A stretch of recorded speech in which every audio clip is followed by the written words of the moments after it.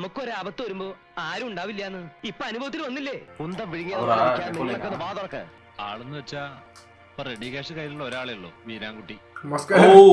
അവനാ നാണക്കേട് ഓർക്കണ്ട. നീലം തന്നെ നേരിട്ട് വന്ന് സംസാരിക്കണമെന്നാ അവൻ പറഞ്ഞത്. വേറെ ഒരു വഴിയില്ല അല്ല വല്ലേ.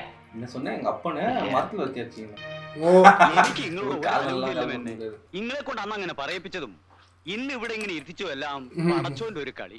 എന്നാ ഞാൻ എന്റെ വില അങ്ങ് പറയാം. എന്താ വരേ, ഒരു 6 ഉറുപ്പ്യക്കാണെങ്കിൽ ഞാൻ എടുത്തോളാം. വീരാൻകുട്ടി അത് വല്ലാണ്ട് കുറവല്ലേ? സെന്റിനൊരു. എനിക്ക് കൂടുതലൊന്നും പറയാനില്ല. സമ്മതമാണെങ്കിൽ കച്ചവടം ഉറപ്പിക്കാം. ഫുൾ ക്യാഷ് ഇപ്പൊ തന്നെ കൈ തരും. വീരാൻകുട്ടി മുമ്പ് പറഞ്ഞാലേ നിങ്ങൾ മാറ്റിയില്ലേ? അതിൽ കൂടുതൽ വില ഞാൻ കാണുന്നില്ല. വാപ്പാ, നിങ്ങൾ തന്നെ അത് മേനോൻകുട്ടിയുടെ കയ്യിലങ്ങോട്ട് കൊടുത്തേക്ക്. கட்டி வச்சு வச்சிருந்தாங்கல்ல, இப்ப அவர்கிட்ட இருந்தே காசு வாங்குற பத்தி வாழ்க்கை ஒரு வட்டம்டா.